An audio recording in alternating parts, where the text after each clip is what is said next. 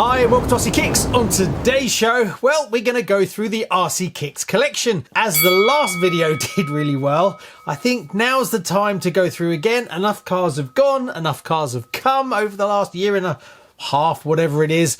So I'm going to do it. But this video is going to be insanely long. Now I'm going to put chapters in to try and group them into their manufacturers to a point. That's the only thing I can think of to try and make this a little bit easier for you. But realistically, this video is going to be well over 2 hours long. Yeah, so you probably don't want to watch the whole thing in one go. You might want to jump around a little bit. But now I'm going to attempt to show you, and you think most of the time when you watch the show, you see kind of this.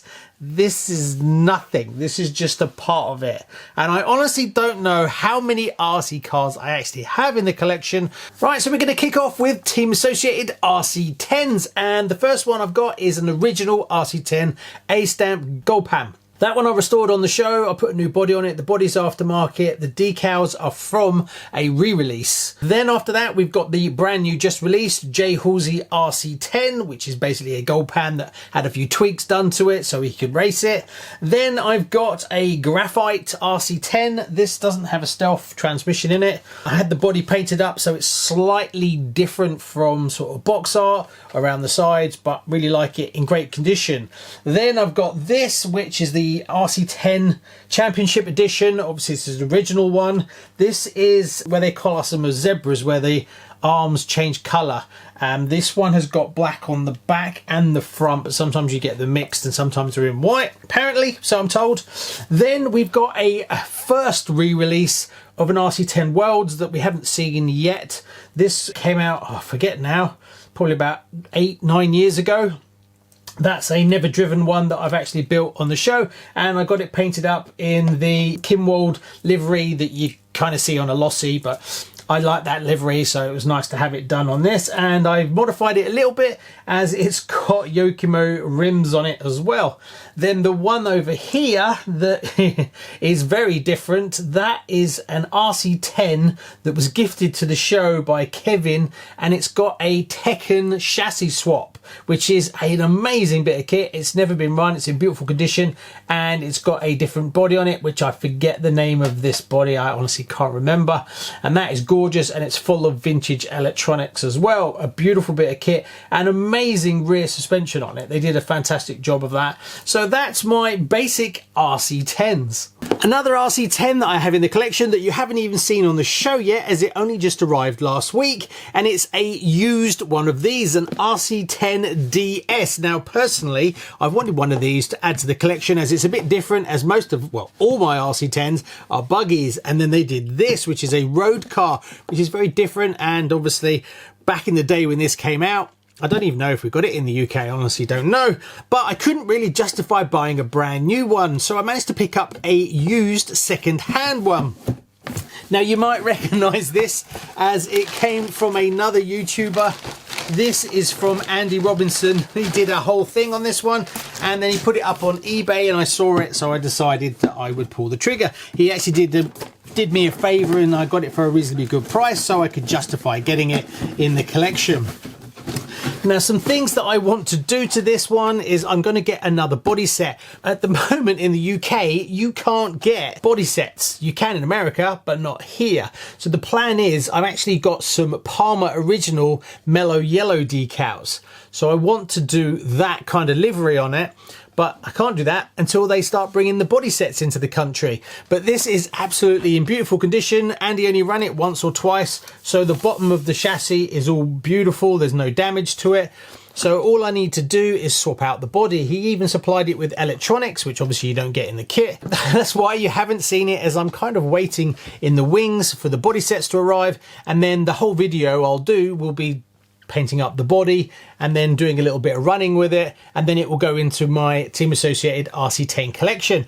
But that's why I've got the slightly oddball RC10 DS. After the RC10s, there was the B2, B3 and B4, which I actually have. Now the B2 is work in progress, but I have here my B3 and B4 that I built on the show. Well, the B4 has been built on the show. The B3 I actually bought like that, but I'm going to change the body out. I'm going to get it pro painted as well. So that's basically about as far as I go with the RC10s. I may get a 4.1, but then that's when they transition to cab forward, which I'm not really interested in. So that pretty much covers all the RC10s, but I do have more Team Associated, and I've got the latest Team Associated B7, the latest and greatest two-wheel drive racing buggy. It's been on the show quite a lot. I did a full build on it. I've taken it racing. I've done loads of upgrades on it. The only thing left to do with this one is to put some better electronics in it and then push it and see if I can get it a little bit faster. I also have a replacement body for it, and then after that I'll probably move on to another two-wheel drive racing buggy that's going to come out probably in 2025. Not sure which one, but I've done quite a lot of content with this one and it's great fun to drive, really nice. There's two other Team Associated cars that I have in the collection. These are RTRs. The first one is the monster van, tiny monster truck.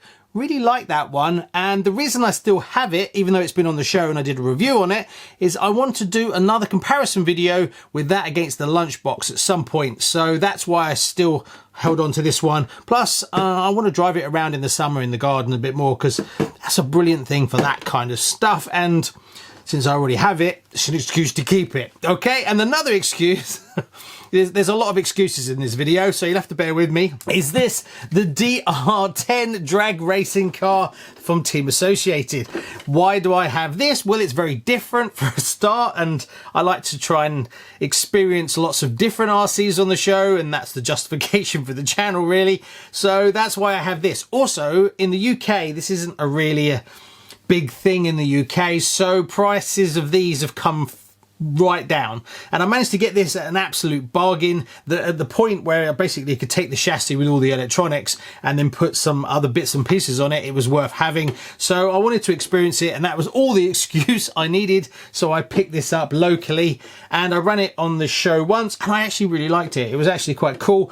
But what I really like about these, and the plan in my head thinking forward, is they do some really nice detailed bodies for these. So I would like to do something with it, changing out the body and maybe, don't know, just making it a bit more high detail, and it's very different to anything I've got. So that's the reason I've got it, and hopefully the plan is to get it back on the show and do a few modifications and a few changes to it. But I don't know a lot about these at all, and it's very difficult around here to actually run them, as there's not a lot of places to do sort of long flat out runs. But I'm sticking with it because it's different and I like it, and that's why I'm keeping it. Next, we have my Schumacher Racing collection, and I've got quite a few of these, so we've got quite a bit to get through, as the Team Associated one took longer than it should, and I'm dreading the Tamiya one. Yeah, so the first one out of the collection, I've kind of done them in age order, is one of my Halo cars that I have in my collection, and it's this. The short wheelbase Cat original, never re-released. This one's in beautiful condition, quite a rare car, even though this year I've seen 3 come up for sale, and previously I think I've seen 1 in 3 years. So they are about, but good luck trying to find one, and you're going to pay a premium for one as well. So that is definitely one I'd love to see re-released, but I just don't think we're going to get it, as the XLS came out. Unfortunately, going from an XLS to this one is not as easy as just swapping the bottom and the top plate. There's actually more to it. But this has a connection back to me in RC way back when, as one of my friends who actually went racing had one of these and he raced it, and I had my Grasshopper, and it was just light years ahead with its whole crashback system, and it just looks stunning. So that's why it's one of my top favorite cars of kind of all time, really. Next, we have the re-release of this, the Pro Cat. This is a Shelf Queen, brand new. I've had it on the show. It's in pretty much stock form.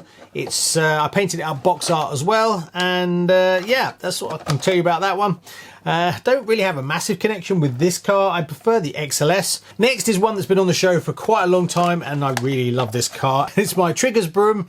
This is the Cougar Classic. It's basically 99% of this car has been changed, and there's tons of videos, and I took it racing and upgraded it and changed it. Now we've got the Cougar Works, which I actually have as well. That's going to be at the end of the video, as I haven't even started building it yet, as well as I have another Cougar that is in bits that needs to be put together as well.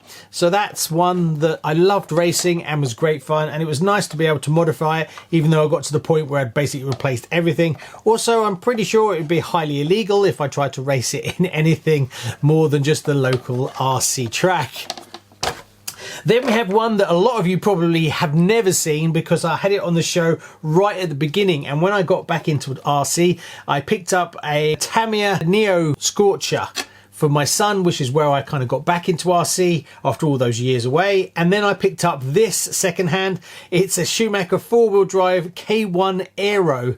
It needs to be fully restored, and I have everything to put this back to being a shelf queen, which I will do at some point. It's got all full electronics in it and it runs as it is. It's just been beaten to death as I drove it on a farm track and I messed about with it and I broke it a few times. But I think I paid like £100 for this, so at some point I will do a full restoration of this, but right now it just sits on the shelf. But I can drive it, just don't bother us, I've got lots of other race buggies. The next one is one that I had on the show quite recently, probably in the last 6 months, and it's this, and I did a full restoration of it. That's the Cougar SV2. I bought a load of parts for it and it's now back to being a shelf queen. I've still got to paint the body at the top, but I need to get someone to paint the Union Jack as I just don't think I can pull it off. So at some point that body will go off to be painted and it's pretty much finished.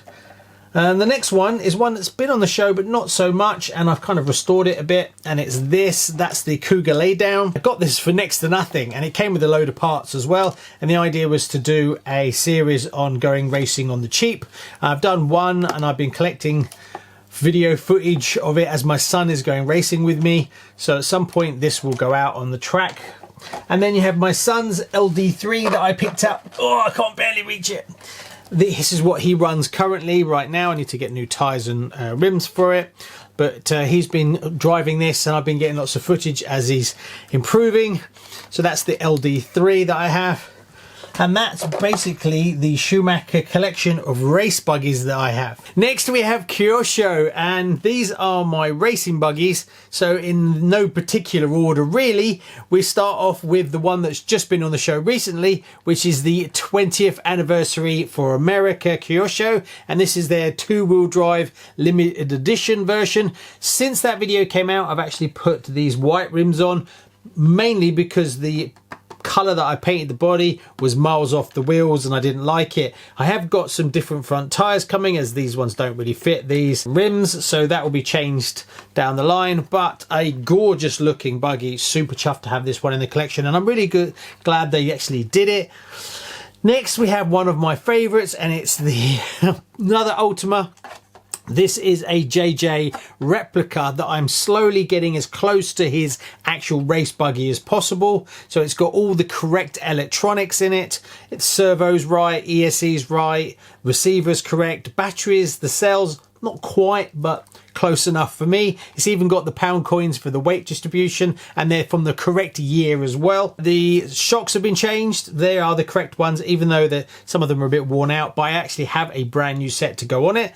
The next big thing for me to do with this car is the towers. The front and rear towers are not the correct for this age of car. The actual rear tower was different and you had to cut the rear body slightly differently. So my plan is to get some of those at some point, and I want to get them on some really old FRP, I think they were, or some kind of Vera board or whatever, and get those on. So they're the two main ones, and then I can cut the body as he actually did it as well. You'll notice that I have the white rims on the back. Now the reason I have white rims is a photograph of him using this car in testing just before doing qualifying, and he actually had white rims on the back, but the number was different, so this number is not correct. Now every time Kyosho bring out a new buggy, they bring out decals, and I'm looking for the correct number, which I forget off the top of my head, 5 I think it is maybe, and hopefully one day one of these kits will actually have that number and then I can put it on there, or at some point I'll just have to replicate them when I get my own printer that's going to be able to print decals. But it's slowly getting there. I've changed a few other bits and pieces to make it as close as possible. So yeah, in hindsight, should have made this a runner because this drives so well. But yeah, so this is a Shelf Queen replica, work in progress. Next is one that is a runner, and that's this. It's the Javelin. You'll probably notice that the rims are not quite right, nor the tyres. Yeah, these are from something else. I can't remember what it was. PR Racing, I think it was. And I put them on because I changed the roll cage to be white, so it looks a bit different to what you're probably used to. And this one actually drives really well. It's a bit heavy, but I really like it. I must get a new driver in it. I might put a Tamiya driver in it as well, just to make it a bit different. So that's my Javelin. Then we move on to the re-release of the Mid. This is the very first Mid, total replica. It's Shelf Queen. It's got, I think I've changed some bits. I think I might have put carbon towers on it. That's the only thing I can think of that I've changed. And it's lovely to have a sort of box art Optima Mid, as the decals on this are just real vintage and I love it. I've got a couple of these vintage that need restoring, but it's just really nice to have the re-released when it came out. I'm super chuffed. Oh yeah, changed the tyres. The tyres are what you would have seen on the original vintage ones. Another one, limited edition version, the Kyosho Optima Mid that came out, and there was some changes I've done to this one. The tyres are correct, and I've put the Kyosho chassis protector on it. It's also got a vintage Kyosho gold motor in it. Apart from that, it's pretty much stock. And then my favourite of all is the Turbo Optima that came out, and this is still holds the best build experience that I've done. In all the cars I've built, this one is absolutely beautiful. It's all anodized gold underneath, and then if you put the carbon top deck on as well, it's stunning. I might change the tyres. I need to change these tyres to vintage ones at some point, but this is 100% Shelf Queen. I've also fitted a Kyosho gold motor in it, brand new as well. And if you've never tried a Kyosho, 100% recommend give one a go. Basically, any of them are going to surprise you if you've never built one before. But if you can push the boat out a little bit, Turbo Optima is definitely the one to go for, as it just goes together so well. The box presentation is gorgeous and it just ticks so many boxes. And also, if you take it out and blast it around, you're not going to be disappointed. It actually drives really well. Some other Kyoshos that I've got in my collection is the Dirt Master. This one came out a few years ago now, and never really clicked with this one. I don't know why. I honestly can't say. Stupidly, I upgraded it. This was based on the RB6, I think it was. And when this was announced, I went online and I bought up all the carbon composite parts floating around for the RB6. And I upgraded this one so it has the carbon composite chassis, arms, towers, which was a total waste of time because I didn't really fall in love with it. I can't honestly say why. I don't think there's anything wrong with it. For some reason, it just doesn't really do much for me at all. Now, they've just dropped a Beetle version of this, which I'm tempted to get, as that looks really good. I can't really justify getting rid of it because I've sunk twice as much into it as what it's worth. Yeah, I do that a lot.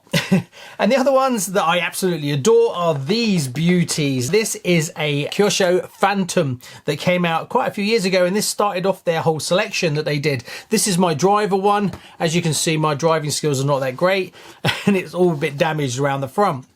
Four-wheel drive. I put the carbon composite H2RD chassis on it, and I've got a Kyosho motor in it as well.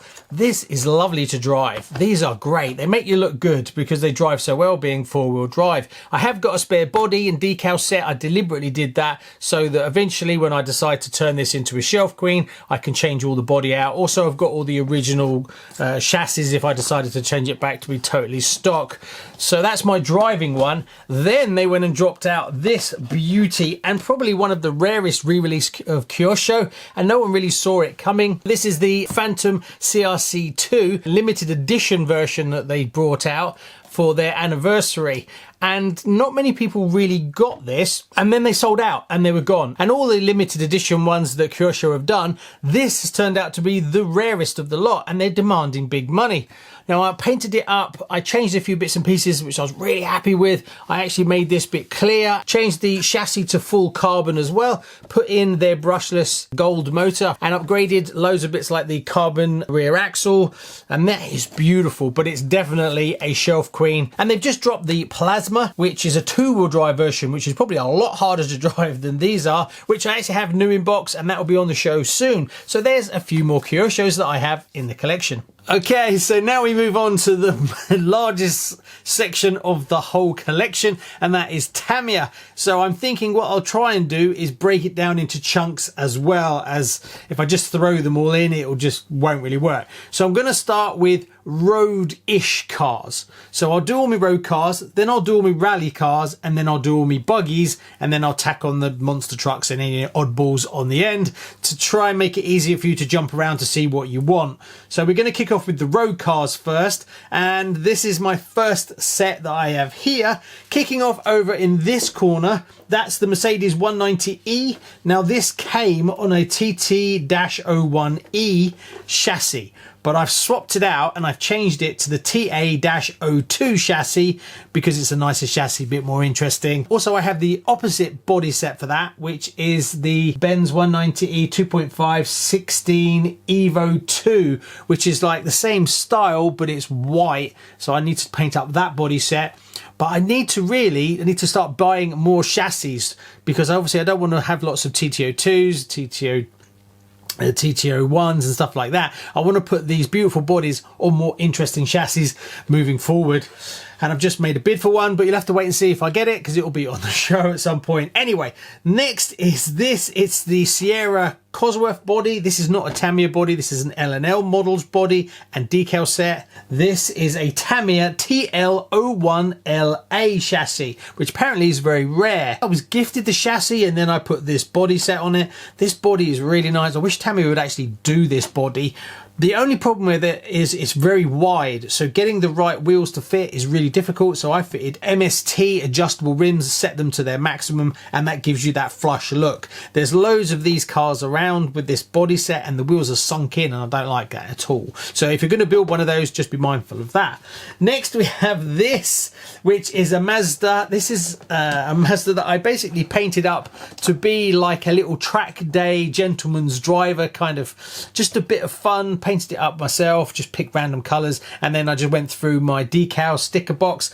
That is got the chassis underneath. That is a M-08 concept chassis that originally was on the Escort when I did a swapping the, remember Tamiya did the Ford Escort body, and then I put the chassis underneath it that came with the kit and this one, and then obviously I sold that on because I wasn't overly sold on it, and then I had the chassis left over, so I decided to put that body on it, and I really like it. It's very cute. I need to drive it at the track. It's supposed to be driven. The chassis has been driven, so that is a full driver one.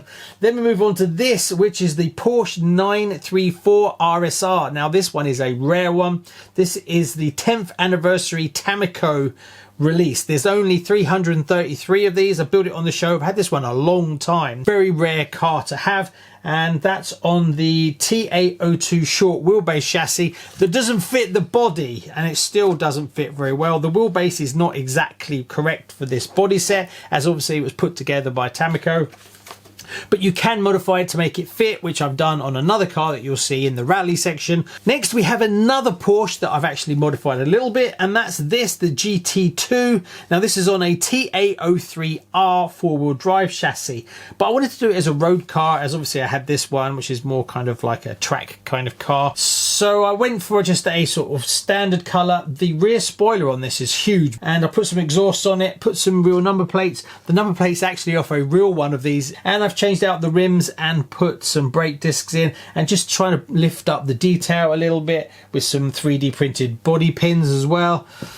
Really love this one. It came out really nice. Super happy with that one. The only thing that lets it down that I'd like to improve is the lights. They're just stickers, but I'd like to have them see-through and actually just improve them a little bit, make them look more like real lights versus a sticker.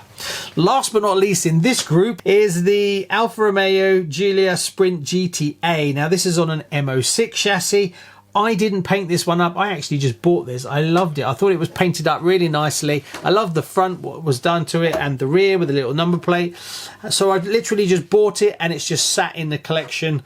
The things I'd like to do to it is it needs oil shocks for sure. And the body was painted up really well, but it wasn't backed. It's just in the red. So my plan is, if I ever get a chance, mask off the windows, spray the inside white, then silver, then black, as I just prefer it because you can see light through this and I don't like it.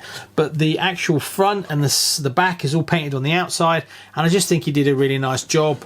and it just lifts the kit a little bit, but it does need to be tweaked. Next we have some Tamiya Rally cars, and we kick off on this side with the Ford Focus RS body, but it's not actually that. Underneath this is the very expensive entry level TT02 SRX. Yes, the top of the range one. I've also put a sticker on the bottom of it to protect it. It's quite a rare one as it was priced really expensive in the UK. The only thing with this body that I'm not too sure about is the decals are aftermarket. I would love to get hold of a set of original ones, as the blue in the RS is not quite the same as the way that Tamiya did it. But I love it with these aftermarket rims. It really pops. Nice one to have in my collection. The next one is this, and this is the Renault Alpine A110. Beautiful little thing, and this is on an M-06 chassis. So yes, that's the second M-06 chassis that I have in the collection.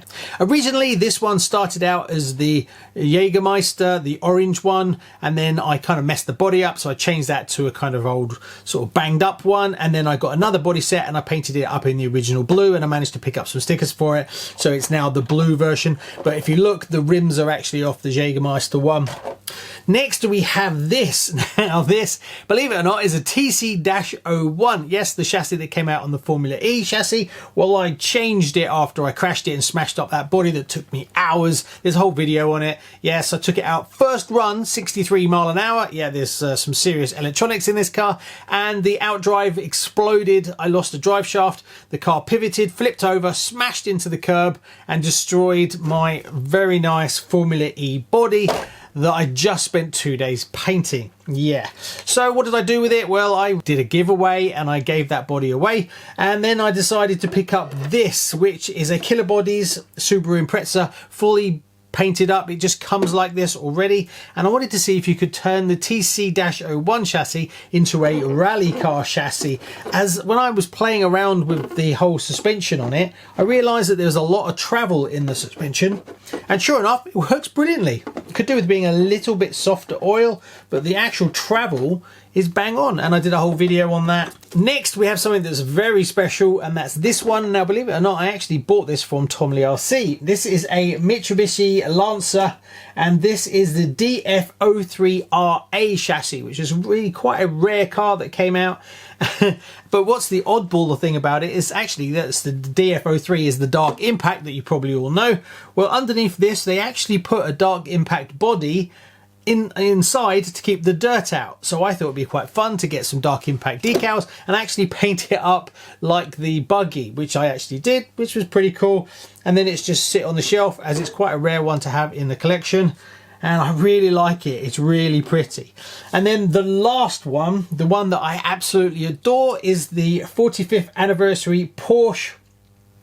This is the 956. The story behind this one is I actually made a mistake on this body. Bought a whole new body set, painted it up box art on the show. Then the other body, I thought, well, I've got to do something with it. So I actually did this kind of livery of all the Rothmans, and I actually preferred it so much so I actually sold off the box art version body and just kept it like this. Put a driver cockpit inside it, added the lights, added loads of details. I did all the stripes myself, they're not just stickers, and the top ones I made from tape, so a lot of it is kind of scratch built, and then I got some MCI decals, and it all kind of come together. I really liked it. The number plate is actually off of one of my cars as well, so that's one that I've got in my collection that I am super proud of, as it's not stock at all, and it just worked really well. It ended up being nicer than the kit body that you got on the 45th anniversary. Since I filmed that section, I actually raffled off the car and it went to the winner, Jason. Right, the next set I've got is these beauties, and we kick off with one of my favourite that I've restored on the show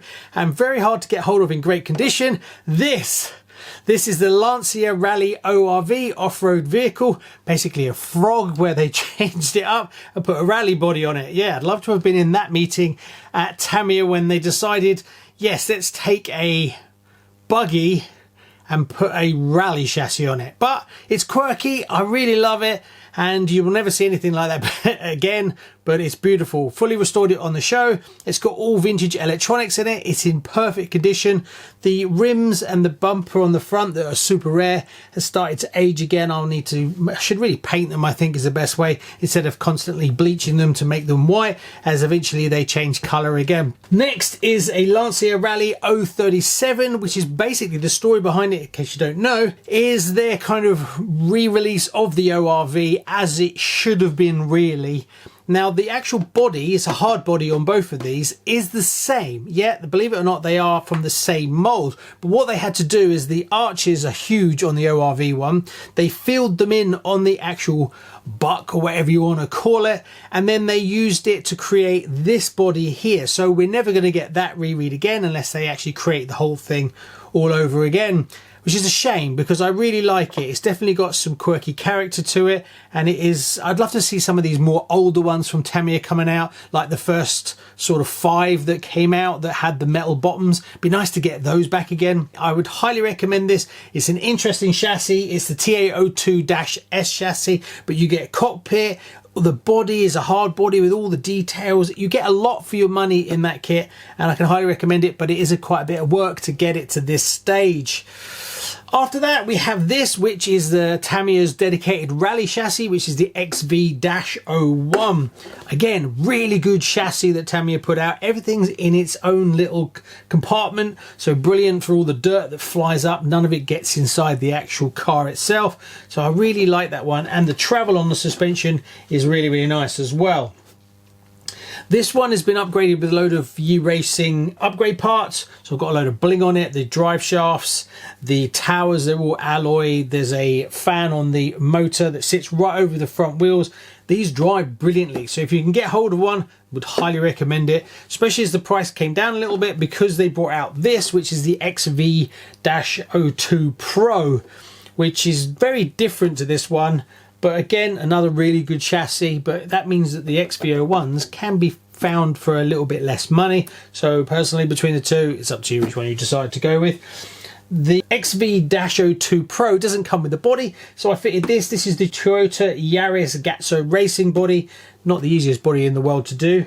There's a lot of stickers that go down all the sides and all the angles. It does take quite a while.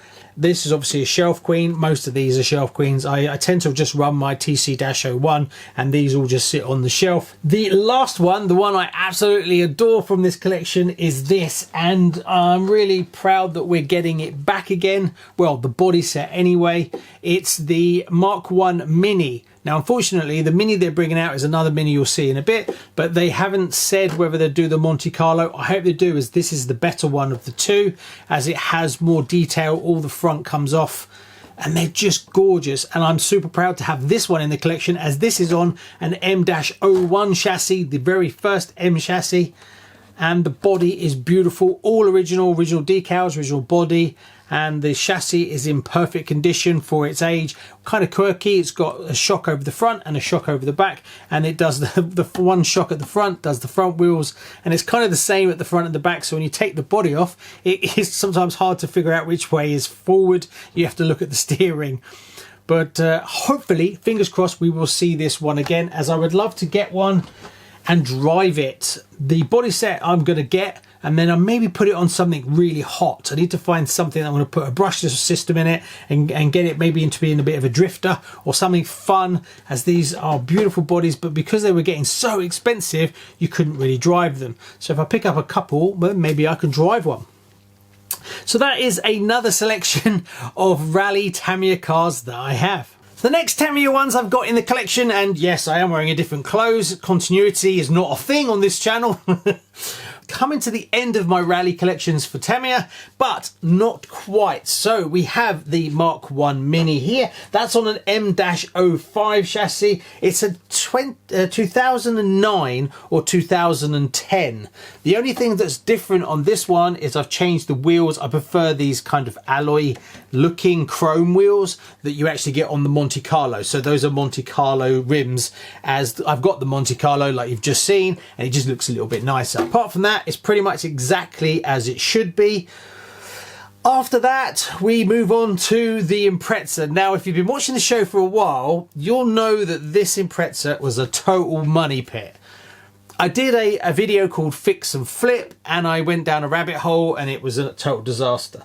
So this one is the Super Impreza TA03F chassis. 58210, came out on the 24th of the 2nd, 1998. I ended up buying 4 cars to make 1 car. So it is an original body. Yes, it's kind of come out again, but when I built this up, this body didn't exist anymore. So this is a vintage body. The decals are vintage as well, which that was fun, just finding those parts. And then the chassis is in perfect condition, fully restored, and I've got the anti-roll bars, which is an option which is really hard to get hold of, and it's perfect. The motor sits right over the front. Probably one of the cars I'm most proud of, and being that I sunk so much money into it, I would never get my money back. I should have just bought a new in-box one, but I didn't. All vintage electronics, period correct, literally like I just built it out of the new in-box kit. There is a small problem, and one of them is the rear lights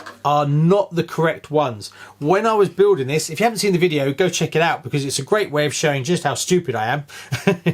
I've got many different decals. I bought different bodies. I bought reproduction decals, and then I was going to mix them around, and the plan evolved over time and it was a total disaster. So don't do that. So if you want to know what not to do when you're trying to restore a vintage car, watch that series. I think there's about 3 videos on it, but I love that chassis. Also, the grey is really hard to get hold of now, those parts. Anyway, we'll skip past my stupidity, but I'm not selling that one as no one's ever going to pay me what I've put into that one. Another one is this, the Toyota Celica. This is on a TA-01 chassis. I'm sure this was another one that was a bit of a disaster. What can I tell you about this? 1993, and it's 58096.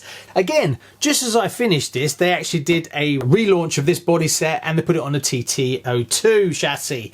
So I went to all the trouble of finding all the parts to get it right, and then went and released them anyway. But hey, now if you're going to be doing one of these, and I recommend it, they are really, really nice. This bit round here is a total nightmare because it's red underneath and white on top, and it's a very thin lip.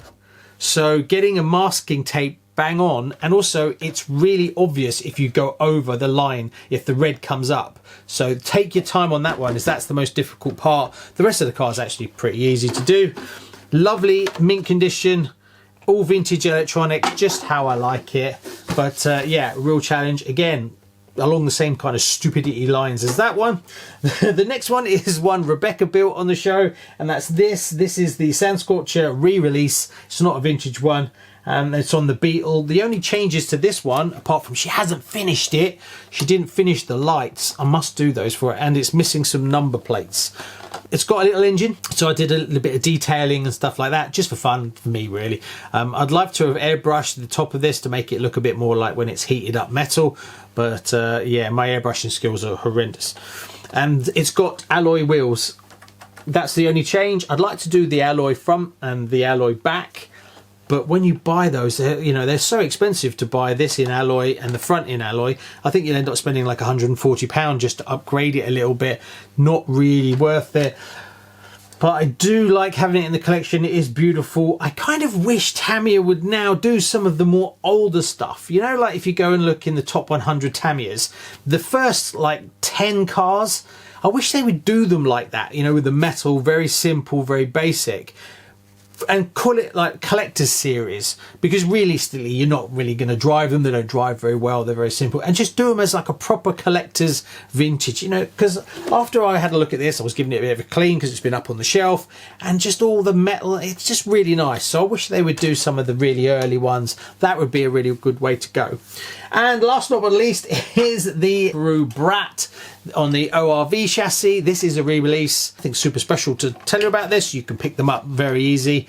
Not as easy as you think to paint up. There's a lot of details on this car, so you think it's simple, but it's not. Now the one I've got come with this, the hard body, and it also come with a polycarbonate body, which is not quite as good. But then I guess if you're going to driving it, it might be a better way to go than this.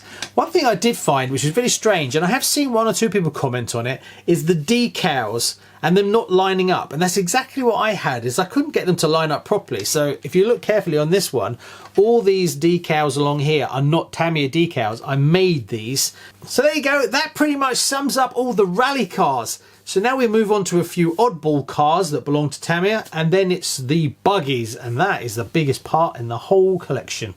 So it's going to take ages. 2 other cars that I've got in the Tamiya collection is these 2. Now this is a CC-01. This is a very early 4-wheel drive from Tamiya on a Defender 190 body. A few changes I've done to this one is it's got aftermarket side rails, aftermarket rear bumper, mud flaps. Also, it's got an extra wheel on the front, and the actual tyres on this one are off of another kit, the F150, something like that I had, where I put trail wheels on it, and I had these left over, and then I found them in the cupboard and I threw them on here, mainly because I like the writing on the actual walls of the tyres. It's crying out to put a driver cockpit in it, as the detail on it is lovely.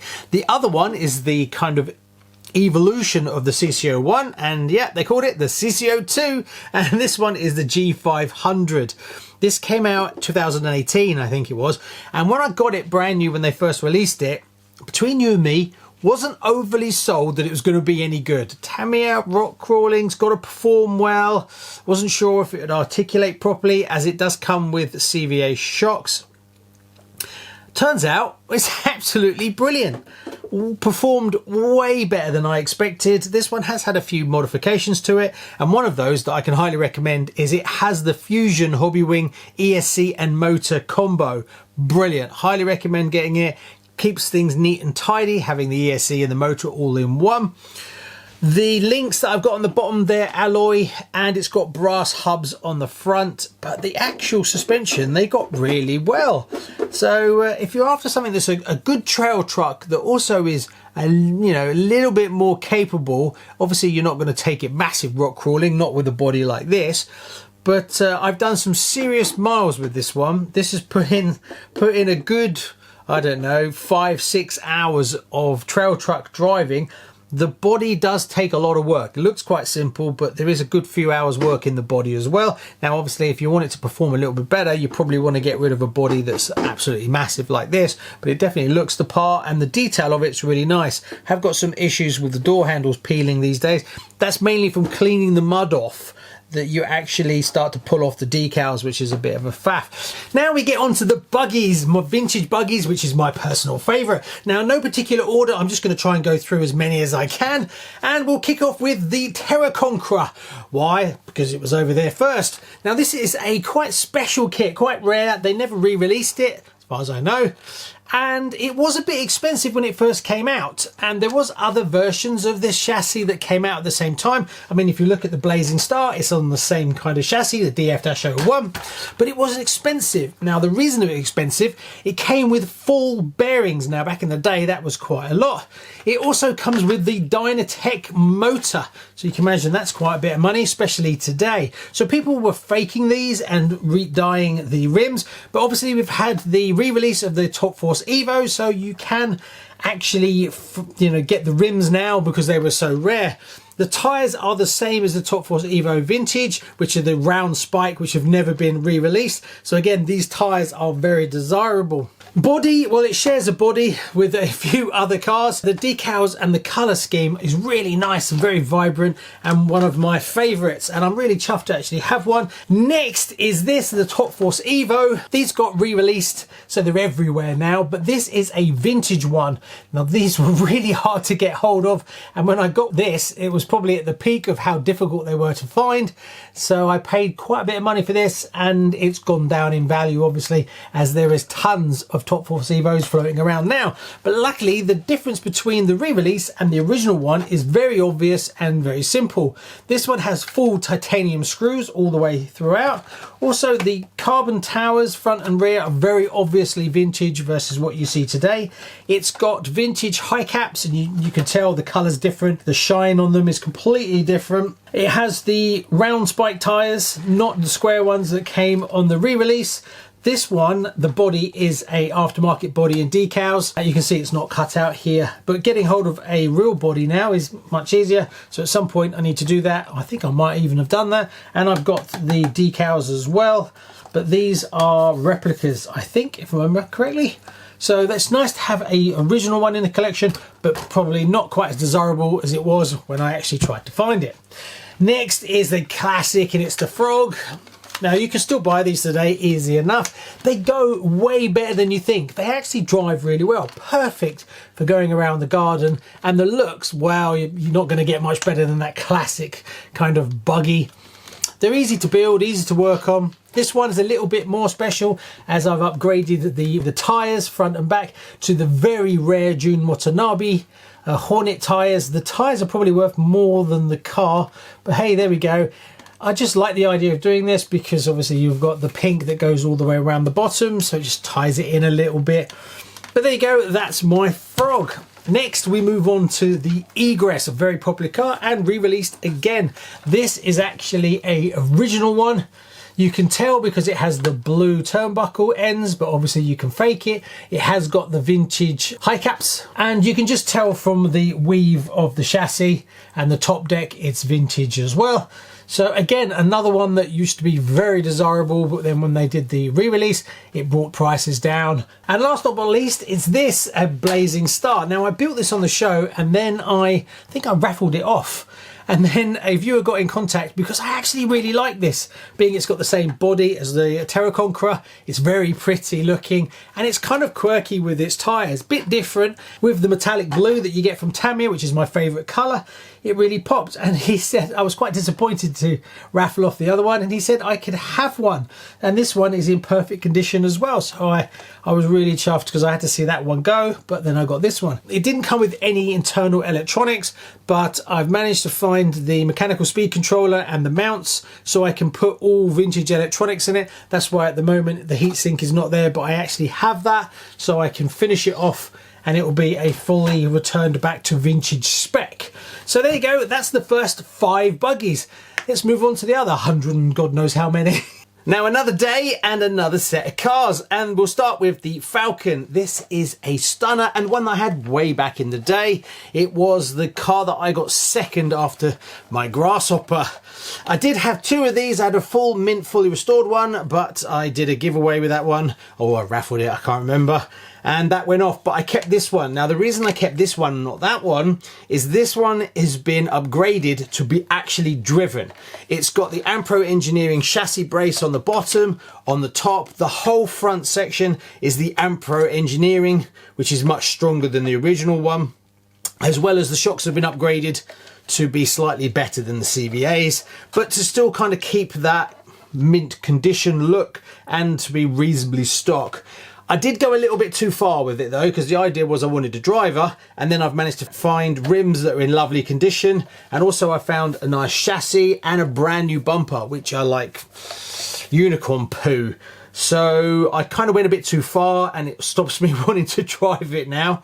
I didn't say I was smart. The only thing that I need to change is this back plate here is a bit scuffed up, but I do have another one of those, so I should swap it over at some point. It's got full electronics in it, but modern stuff, so it could be driven. I'm kind of hoping that we'll get a re-re of this. I was told that we were a few years ago and that never panned out to anything, but I'm pretty sure at some point they'll do it. There's no reason why they can't, because they do the chassis on a few other cars that they've re-released. This one's got a Technical motor in it, which is probably about half the price of the car these days, the way that motor prices are going. But it's a lovely one to have in the collection, but I do hope to actually get a re-release at some point so I can buy 2, build 1, drive it, not worry about breaking it, and then having another one as well, as that's a car that really is about my history going back into RC. And the next one is the VQS. Now the VQS is a re-release obviously of the Vanquish, and I was really surprised that we got this, and it was kind of where Tamiya was right at the top of its game,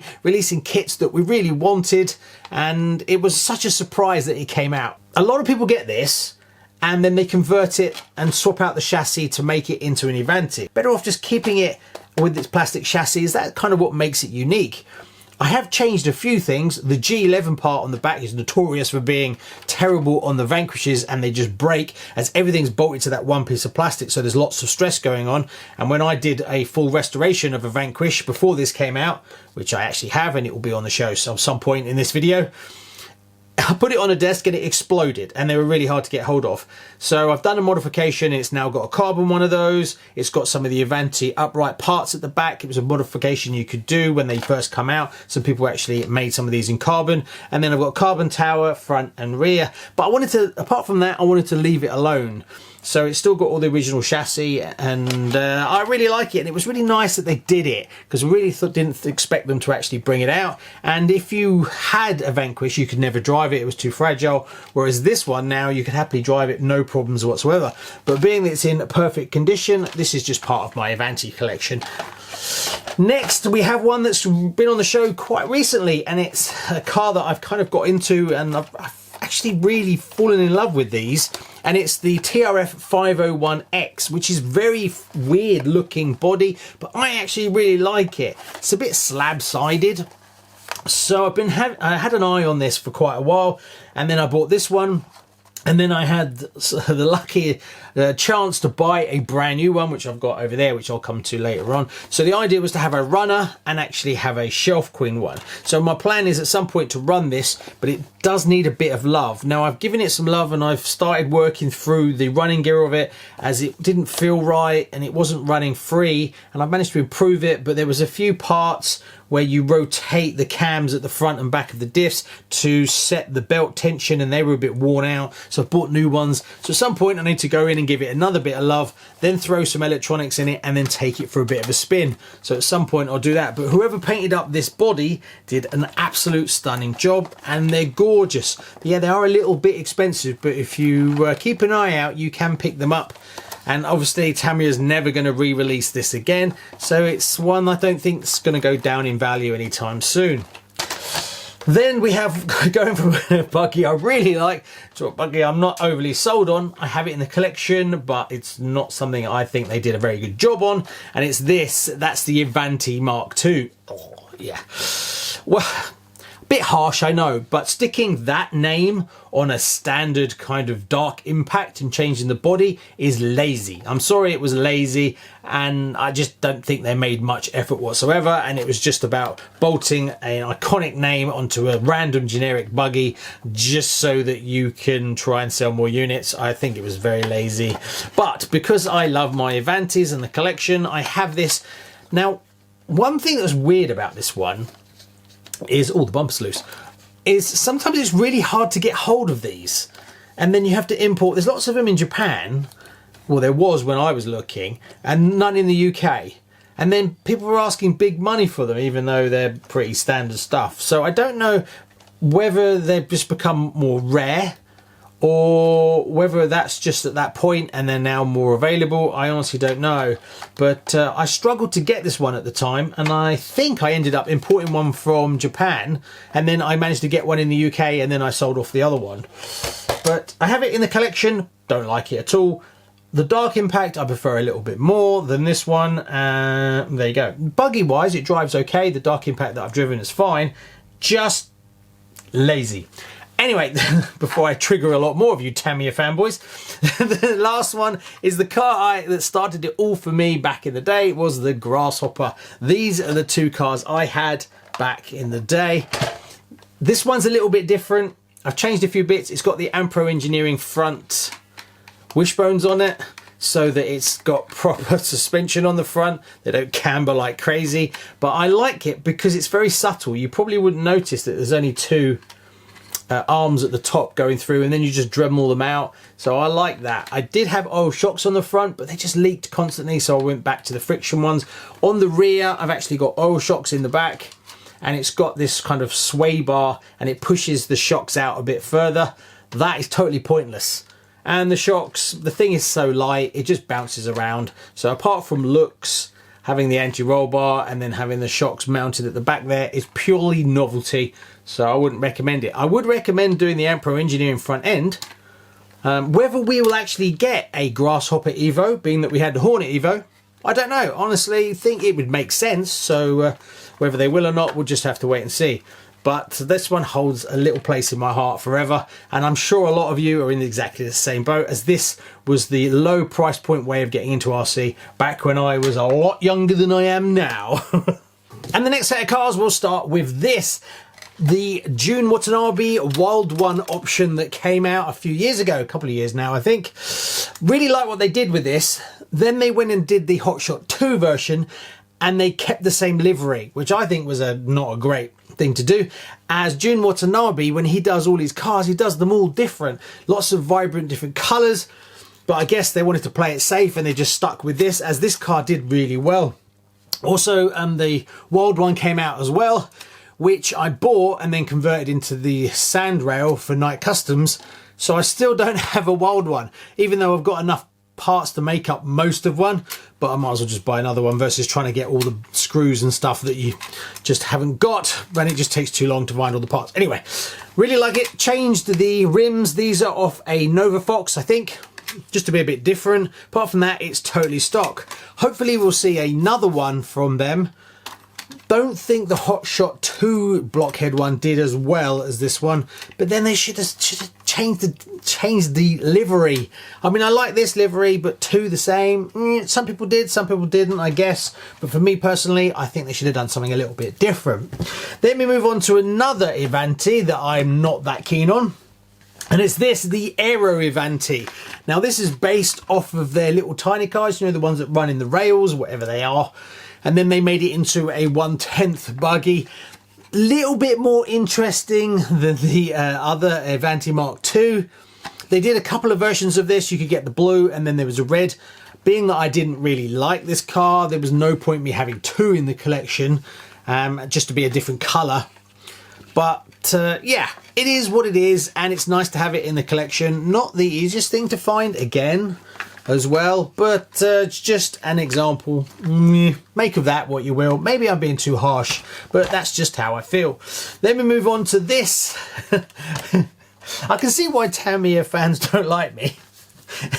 The Egress Black. Yes, this came out and I wasn't overly sold, mainly because it was just so expensive, and they kind of didn't really do anything apart from change the colour and the decals. And I know what you're thinking, well, yours is not black. Yes, I didn't even paint it black, even though it's an Egress Black. But a lot of people, and me included, were like, oh, it's like the Avanti Black. It's got upgrade options on it, and it's the best example of it. And this was not that. They didn't actually do much at all. The thing I really did like about it, personally, the shock colour. They did this kind of brass colour, or bronze, whatever you want to call it. They are stunning. And in the gunmetal grey, and as the rims are gunmetal grey, I just thought that looked a bit better. It's very... I like it like this. It is really pretty. But would I rush out and buy this if I had another Egress? No. But if you are looking to add an Egress to the collection, if you can get one of these, I'm not sure if they're still available or how hard they are to find, I would go for this option. I do like it. It's very pretty, gorgeous looking, and obviously I've had a few in the collection. I've got the vintage one and now I've got this one. But yeah, so love the car. Didn't like the strategy that they did. Should have made it a little bit more special. Then we move on to one that's actually quite interesting, and it's this, a Top Force Evo. Well, no, it's not. It's a total fake. Now, if you go back a while, the Top Force Evo was very desirable, and there were only vintage ones around. There was no re-release now. There's no flooded market full of Top Force Evos. You can go today and just pick up a re-release today, and the prices of the vintage ones have come down as well. So they do pop up now and again, and you can pick them up cheaper than I picked up my one. So they've stopped being special, if you will. But back before the re-release came out, they were very special, to the point where they were so expensive, like £650 if you could find them, and there's just none around because they'd all got raced and they were all in bad shape, that people used to fake them. That's right, and that's exactly what this is. So you then get another version or some parts, you put it together, then you get the carbon towers, then you do the carbon chassis and the top deck. Then you couldn't get these rims and they were really, really expensive. So just like this one, these have been re-dyed to the wrong type of orange. Having an original one, you can really see that they're different, but they were good enough. You couldn't get the spike round tyres, so you had to go with the square ones. Then you put high caps.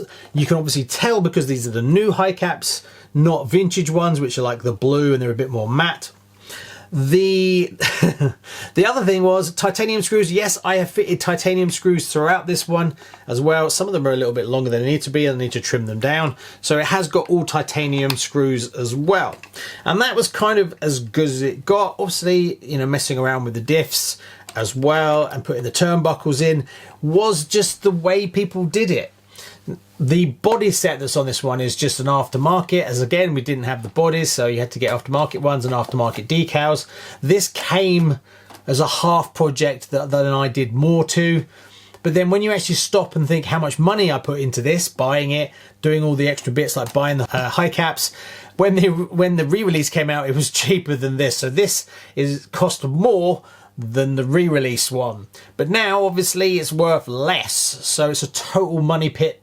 I do want to put the correct body on it. I have and ahed about just doing the Top Force green, because I've never had a Top Force, and then just doing the green livery, as I have an original Top Force Evo and I have a re Top Force Evo, so that's a bit silly.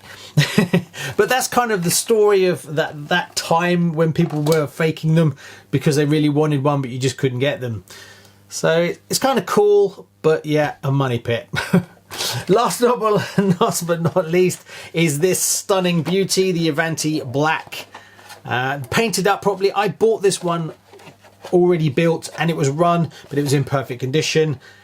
Whoever painted up the body, which did a really good job, because it's all smoked. A lot of people paint it black. It shouldn't be. It should be smoked so you can see through everything.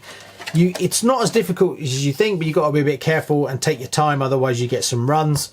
There you go, so that's another selection. Right, let's move on to another set. So the next one's in the collection in no particular order, starting off with the re-release Terra Scorcher. The only thing I've done differently to this is it's got the gold rims, and also I fitted the alloy parts that was an optional extra. I forget the name of the person, I think he was in Australia. And then you've got the bulkhead, they're beautiful, and the tower, they're really stunning. But apart from that, it's pretty much stock. I've got a brushed standard motor in it. I'm trying to think what it is, not sure.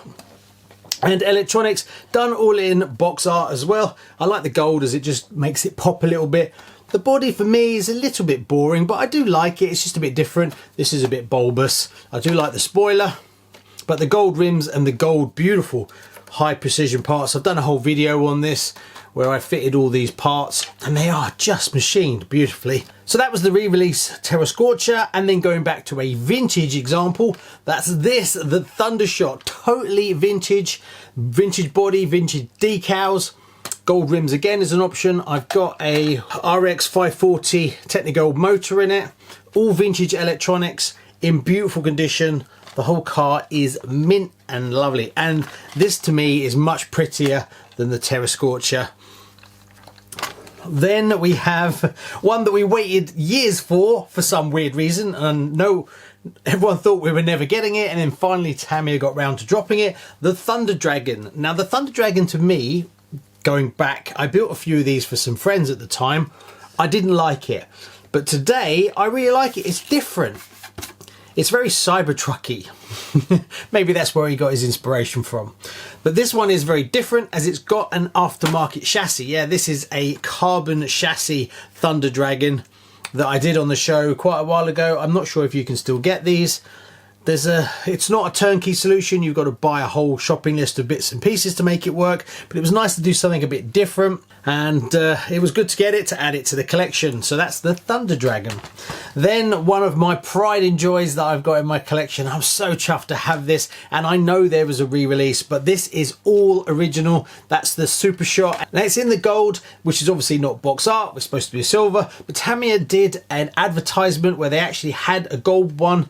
and this is a replica of that, but it's got all the correct motor, it's got all vintage electronics, it's in perfect condition, and it's just a lovely, honest example of a vintage one. Price wise, probably what I paid for it all those years ago is what it's worth, as the re-release has been out for quite a while, but it's just really nice to be able to have such a vintage example. Then we move on to a re-release that I was so happy, as I wasn't sure whether we were going to get it when Tamiya did the Hot Shot 2 Blockhead, and that is the normal Hot Shot 2 re-release. Yes, it's not exactly the same, the shocks are not quite right, and there's a few bits that are slightly different, but to me it was always the prettiest of the Hot Shots and the one I remember the most back in the day, so I'm really chuffed. Some very iconic Tamiyas here. So the next ones we have, kicking off with one that I built on the show very early on, probably the first car that I fully restored on the show when I started it, and it's this, a vintage boomerang.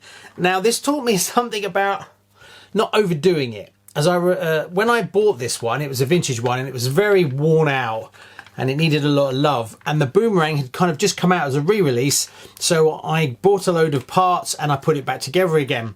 But at some point it stops being a vintage boomerang, so the chassis that's in the center here is a vintage one, but like the bumper and the rear section and some of the arms, as it was so abused when I got it. And then I managed to get a real body and real decals and put it back together again, but it kind of ended up being almost a totally replaced car. But the chassis is original, all the electronics are original, and it's just lovely to have. And obviously I remember this from back in the day, as it was a car I could never have.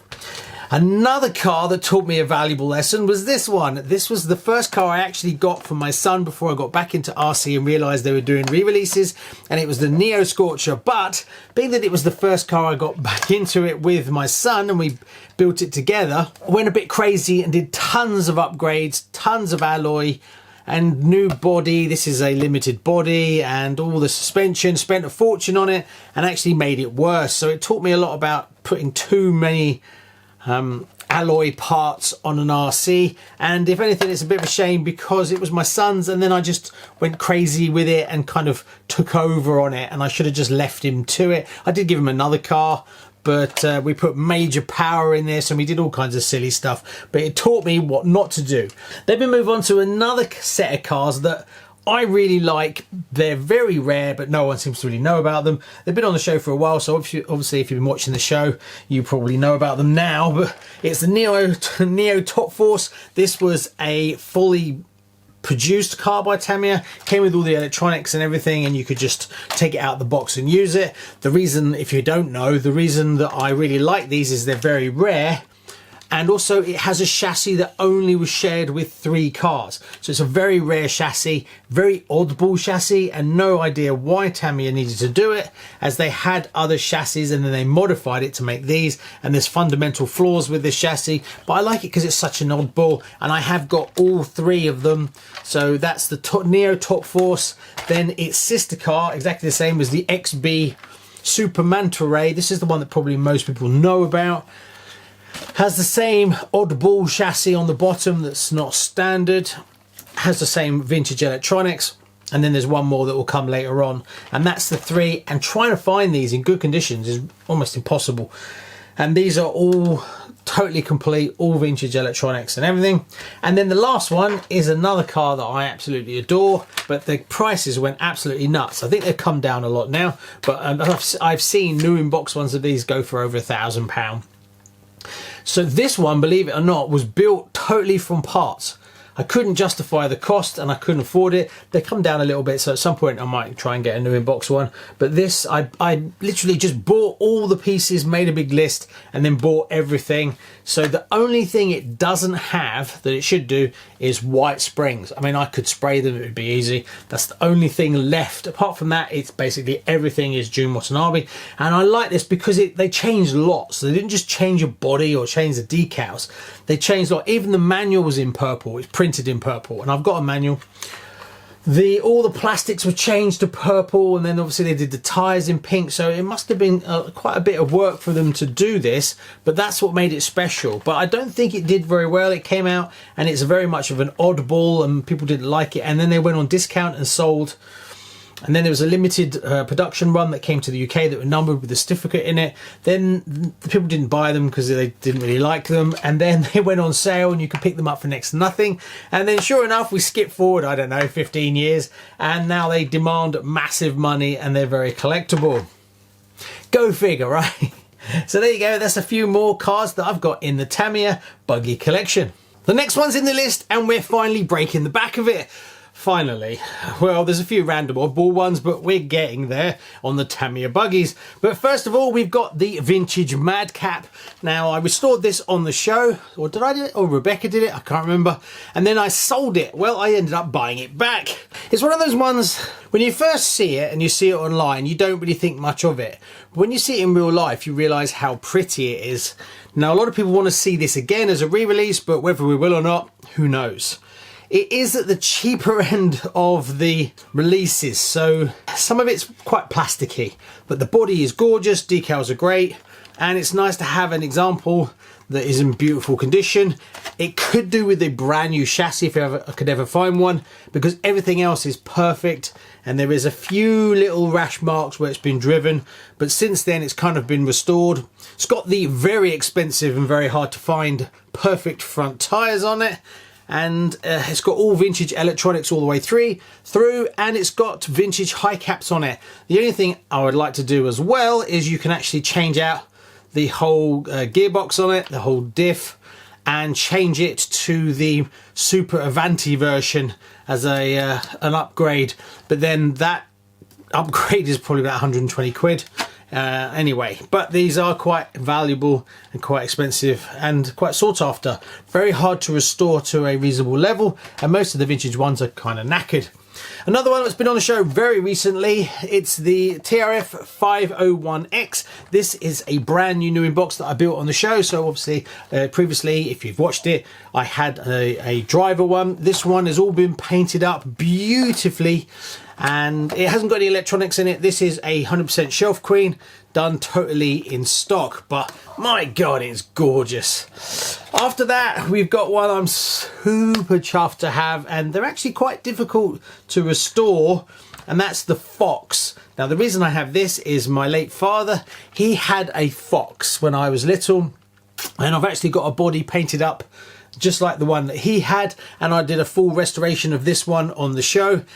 Now, obviously, there's the Nova Fox that's out, but the Nova Fox is actually quite different to the Fox.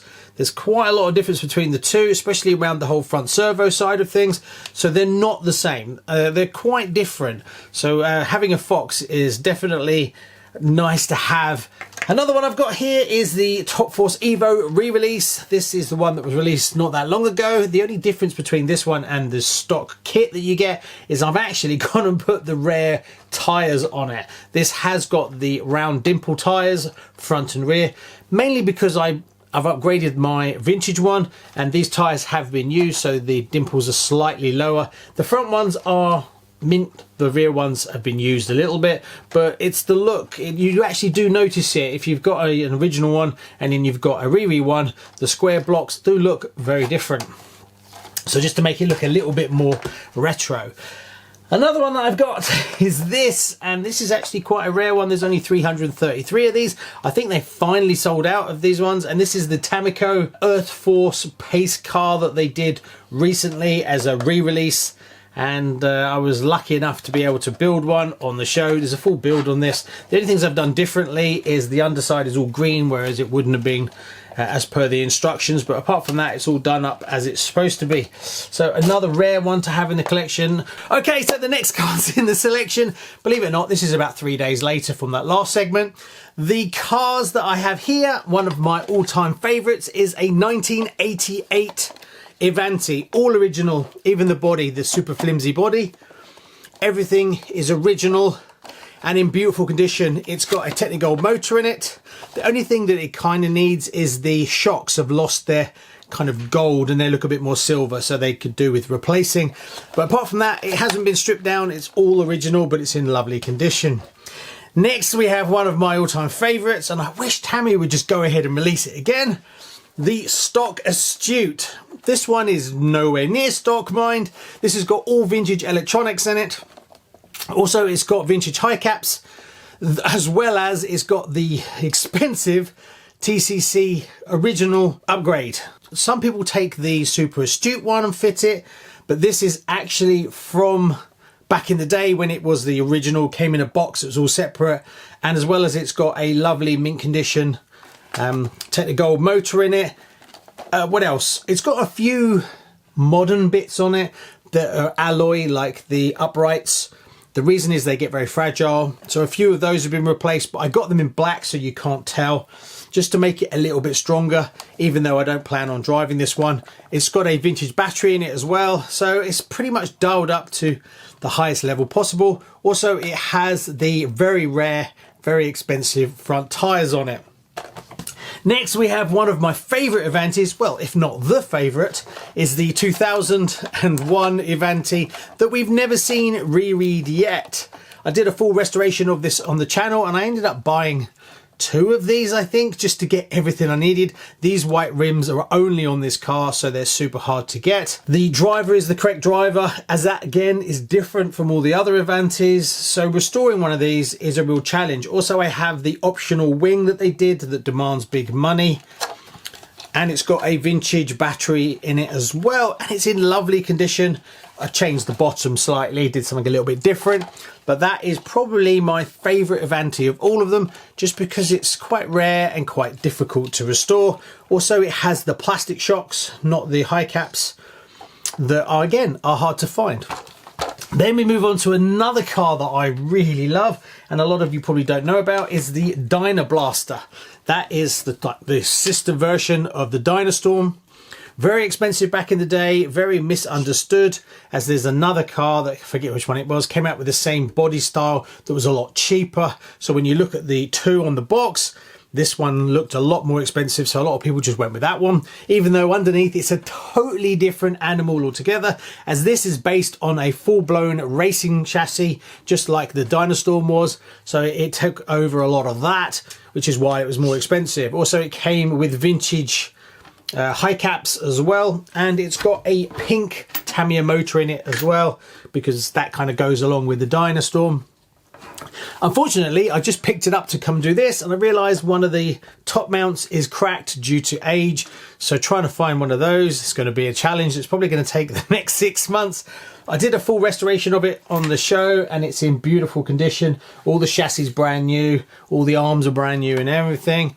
Lovely. And last is this, the little tiny Avanti Comical, which I only got because I collect the Avantis, but turns out I actually quite liked it. It was really good. I think the way that proportions that they've squished it all, it works really well.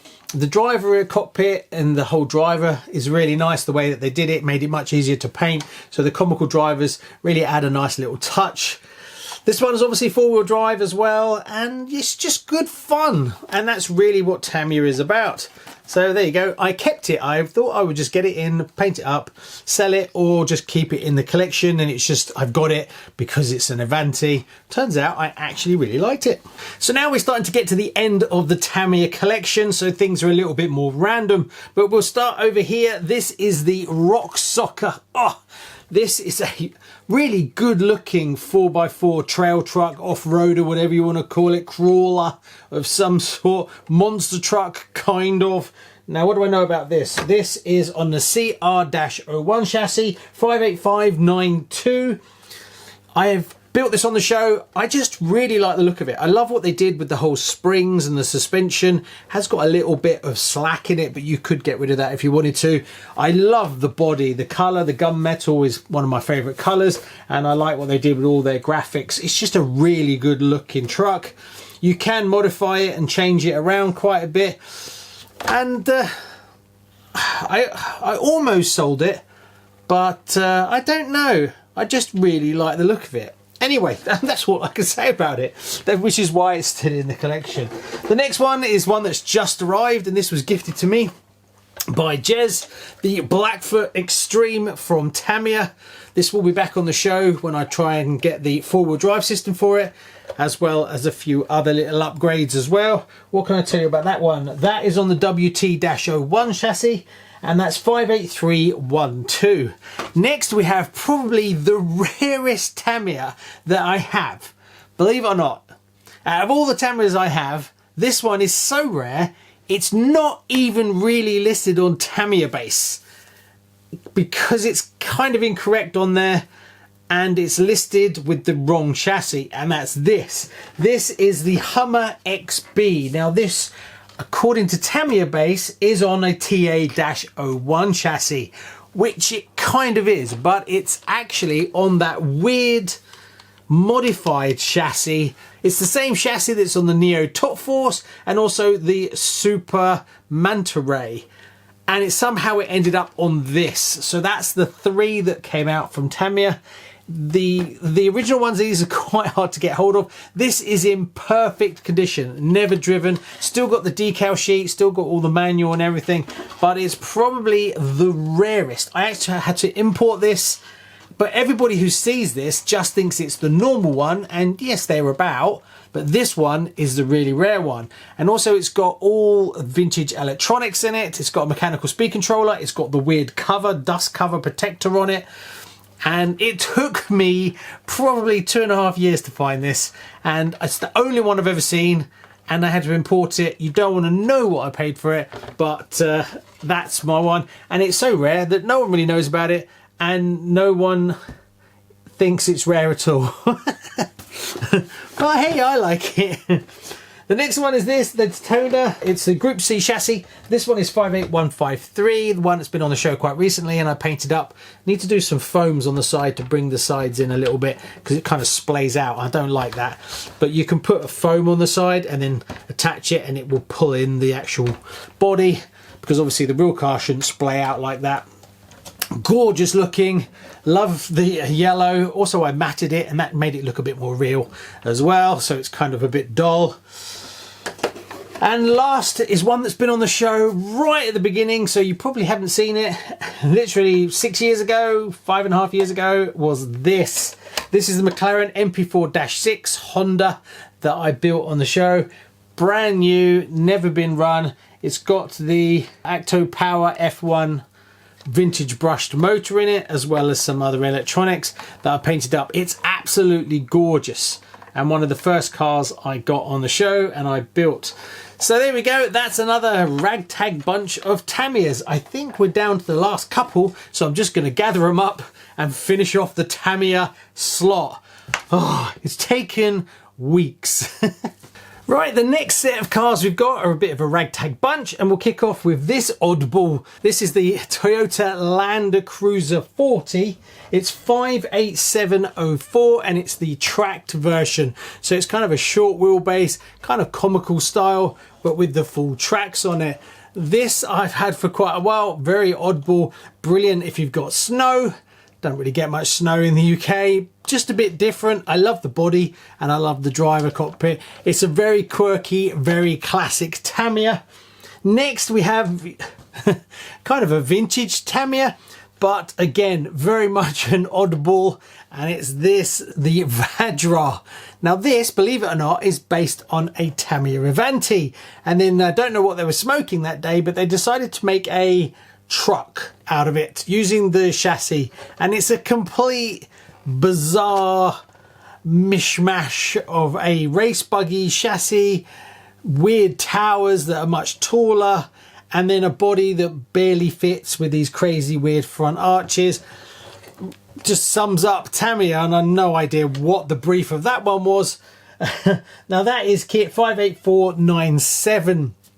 Obviously I've got it because it's an Avanti chassis and it's one of the family, so yeah, you can still pick them up. They are obviously discontinued, they are available, seem to be more in Japan, but if you hunt around and you're persistent, you will get one if you're trying to collect all the Avantis. Next needs no introduction whatsoever, and it's this. the Monster Beetle 2015. Yeah, I mean, if you don't know this car, well, where have you been living for the last 20 years? So this one is 58618, £189 currently. This one's actually got quite a rare MIP bull diff in it to make it perform better. This one belongs to Rebecca. It's not painted, it's just got the stickers on it, mainly because this is a runner. And as you can see, it's broken because Rebecca's quite hard on her cars when she drives them, and I need to dismantle it and sort out what's gone wrong. I think the service saver snapped on one side, not sure, but hey, there we go. Last is this. This is my daughter's lunchbox. Now, she's had this since she's 5 and she's now turning 11. It's highly modified. It's got the servo relocation system where you move the servo upright totally, so it improves the steering angle massively. Big one, that one. Also, it's got the Ampro engineering, I think it is, front arm system, so that it now doesn't camber in like crazy. I put loads of weights on the bottom of it. It's got oil shocks all round. It's also got the offset shock mount, again from Ampro Engineering, and it's got shocks on the inside for the whole slap of the gearbox. Drives really well now. It's a much more precise than it was. And because I put so many weights low down, it doesn't roll over quite as much. The rims are actually off of a different car, and I'm trying to think now, is this the Dirt Devil? I'm not sure, can't remember, but I got the pink one, so obviously it matches the body. So there you go, that's, is it four very different, very oddball cars. Some of them are very successful, some not so much. So we get to the last 2 Tamiyas in my collection, well, that are actually finished. There's quite a few that are not, but that's further down the video, maybe a separate video going on how long this one's taking. And it's these 2 absolute monsters. Now, to put them into some kind of scale for you, if you've never seen these before, this is a lunchbox monster truck, and these are a little bit bigger. Yep, so we'll start off with the well-known one, and that is the Clodbuster. Well, ish. Why do I say that? Well, there's not a lot of clod left on this. The only thing that's kind of original now is the axles, and I'd like to swap them out for alloy ones, but that's a whole other video. Massively modified, this one. It actually has a Racing the Clod Shop chassis on it, which is just sublime. Also, this now drives like an RC car. I mean, it's about performance, and it handles, turns just like a normal RC, not some massive great monster truck. And it's absolutely beautiful, machined aluminium everywhere, and it's gorgeous. Also, I've swapped out the tires. These are soft racing tires, and it has an aftermarket body on it that's super light as well. I have actually broken the 50-pound servo saver on the front of it. Yeah, but I need to replace it. I've got 2 Reef 500 servos in it, and if you know Reef servos, mwah, but expensive. So money, no object. Also, it's fitted with loads of Clod Shop options on it as well, so it's pretty much dialed in, and it absolutely drives brilliantly.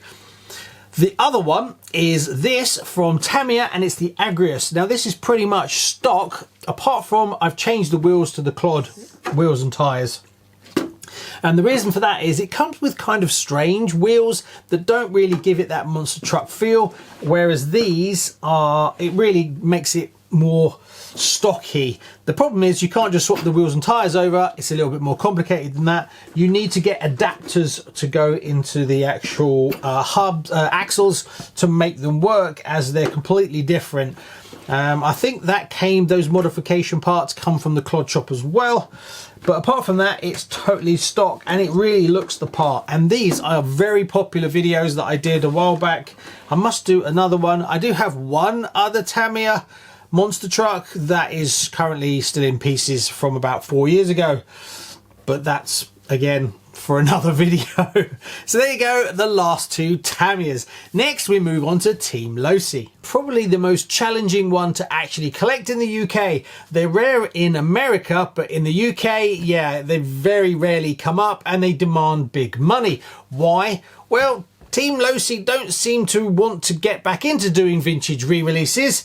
yeah, it sounds a bit crazy, as they've got some real gems and some of them are very popular indeed, but for some reason they don't want to make money. Anyway, I've covered that a million times before, but maybe one day we'll see them realize and come back in to produce these. Now, they did actually release this, the JRX2, but not in 1/10.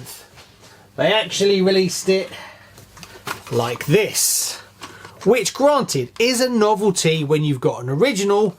When you don't have an original, kind of annoying, but it is a beautiful replica, all scaled down, identical, and yeah, really nice. Totally useless, very, very slow, and just a bit frustrating when you would rather have the 1/10, and the 1/10 is absolutely gorgeous. So yes, I can honestly say they've missed a total gem that they could have released that I know would have sold massively. It has lovely, very different sort of trailing arm technology, so one to definitely collect, but like I say, really hard to get hold of. Luckily, I was able to find one and it's in gorgeous condition. Now, I've done a chassis swap and I put this carbon, is it carbon? I think it's carbon composite chassis on it. Just wanted to lift it to a higher level, and that is beautiful, but yeah, it was quite expensive, so it's now looking really nice. The only thing I need to do now is put some vintage electronics in it, but it is a beautiful example, aftermarket body, but done to a reasonably high level. Then we've got this, which is the second.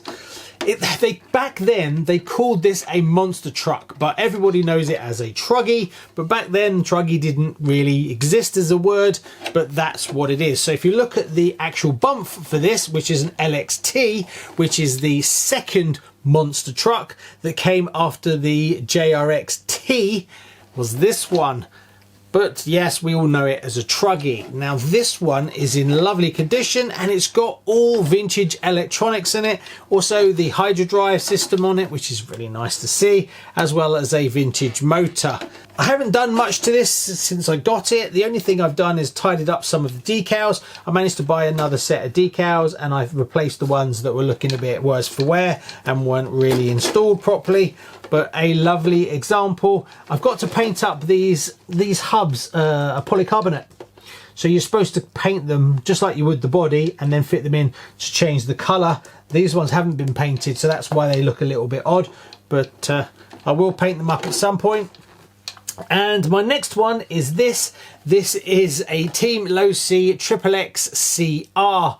The body was actually done in box art and it is really well done. So that's kind of what drew me to it, as well as it hasn't done a lot of work at all and is actually in lovely condition. Does need to have a rear wing fitted to it, but unfortunately I don't have one that's painted up like this, but I would put like a clear one on it and that would be fine. So that's the first 3 Team Losis that I've got in my collection. So the next 3 Team Losis that I have is at the other end of the collection. What I tend to do is get from the first release buggy up to when it goes cab forward, and that's what I did with the JRX2, and then I'll kind of slowly fill in the gaps all the way up until I get to when the cab forward changed, which is what I've done with Team Losi. The last one in the collection I managed to get is this one, which is the Team Losi 22 2.0, and as you can see, that's probably about as far as I'm going to go with it, as I don't really like that after that, and that's kind of quite a modern looking buggy anyway. So the other ones, this is a 22. So they do a 22 and then they do a 22 2.0, 3.0, and then it goes on from there. So that is a slightly older one that they did. This one's in actually really good condition. Looks like it's barely being used. Hasn't got any electronics in it at the moment, but very different, very skinny. They tend to go very, very thin with their kind of more modern racing buggies, but as you can see, it's where the cab goes backwards. I also have this, which is a 22, just like this one, but this is a ready to run version that came. So you had the kit, which is more of the upmarket one for the proper racers, and then they did a much easier one where you could just buy it and take it racing. Now, when I bought this one has been used as a little bit of marks on the bottom, not a lot, but it's been used. This was missing the original electronics, but luckily a viewer had the exact electronics and was kind enough to send them to me, so I managed to put it back together again. The only thing I'm missing is the wing spacers. I need to get 2 for this, 1 for that one. But they're standard, I can get them anywhere. So I've got those 2. So it's really nice to have both versions of the actual car. So that is my Team Losi collection and a very small part of my overall collection. But hopefully over the next year or 2, I can expand it a little bit more. Next we move on to Traxxas, and the first 3 that I've got kind of are all one big family, and that's the Slash family. So I've got 3 of them. I've got the entry level one, which is a 2-wheel drive version. Now this has been on the show before. This is highly modified. I've actually put the low center of gravity chassis on it. It's got upgraded drive shafts, upgraded arms, upgraded servo, upgraded electronics, but this was the entry level kind of light version. So I got the 2-wheel drive, and then I pushed the boat out massively, and if you know Traxxas, you know they're quite expensive, and I got this. This is the Slash 4-wheel drive Ultimate. This is a all singing, all dancing, basically it's got everything that you could get on a Slash. These are the slightly older ones because now you get them with bodies that you quick release them. You can upgrade these, but until the bodies are totally destroyed, this one has taken a bit more abuse than that one.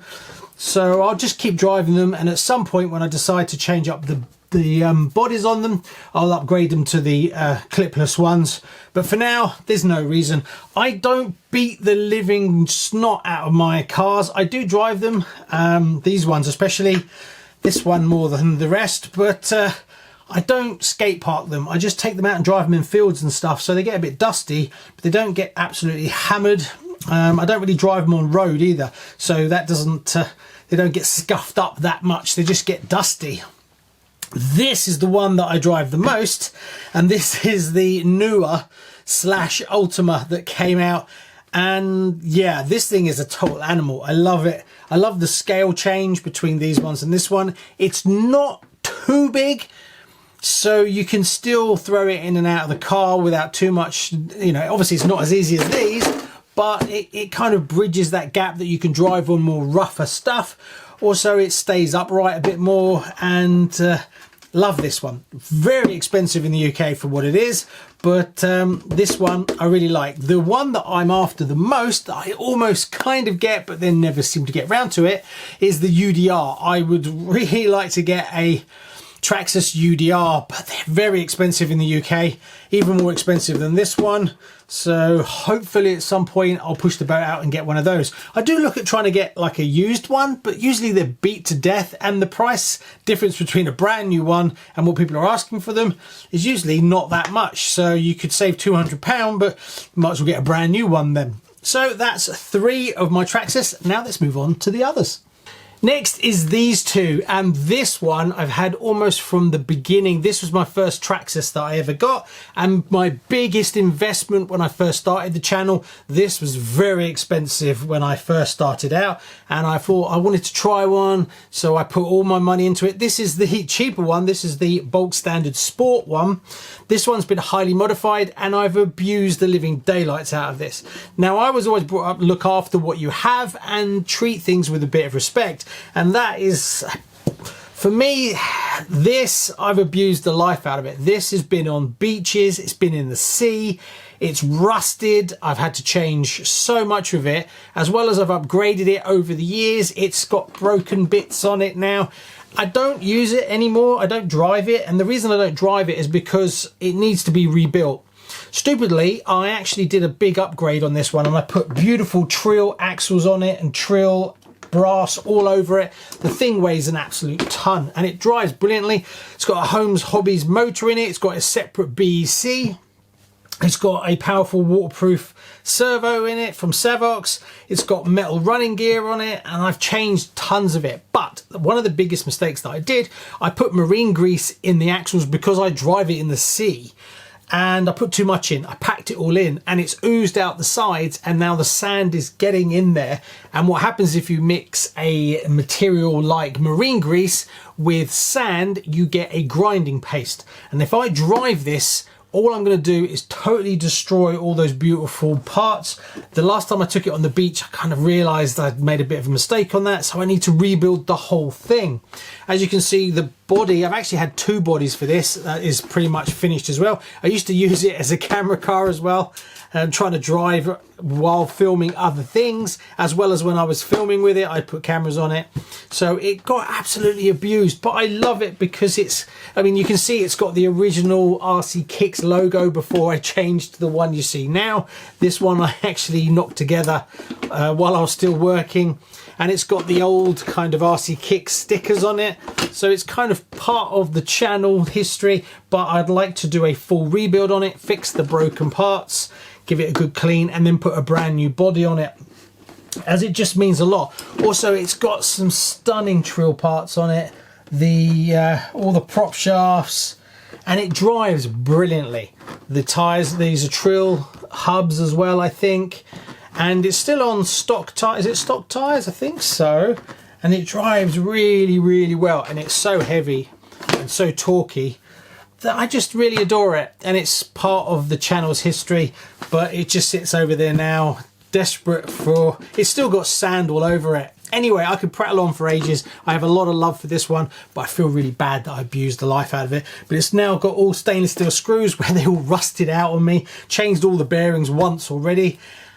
The flip side to that was this little TRX4 that I got, and I have barely used it, to be honest with you. This, I upgraded it as well. I did it, it was on the show a few times. Again, it's got all the brass from Ye Racing, so it was upgraded. Again, quite heavy for what it is, and this is brilliant too, but I just don't really use it, to be honest with you. It just sits on the side there. The problem is, and the reason why I haven't sold it on, is there's quite a lot of money in this, and then to sell it on, you don't get much back for it, so it's not really worth me selling it. I might as well just sit on it. At some point, maybe I'll start, if I get a bit more of an indoor space that I can actually set up an indoor course, then maybe I would use it more if it was out. But I only really get my indoor course out and set it all up in here when I'm filming a review for another little small kind of crawler. But on a day-to-day, I barely do. But it's got all beautiful upgraded alloy links and prop shafts, and yeah, just as capable, but on a different scale. Wish they'd done a cockpit for it. A driver's cockpit would have been nice, as it's kind of a bit barn doory, and you can see all inside and it's not there. But I do like the actual body, but I haven't really done anything with it since I reviewed it, which is a bit of a shame. There is one more Traxxas I have in the collection, and that's a bit of an icon and a bit of a handful. Is this the mighty X-Max?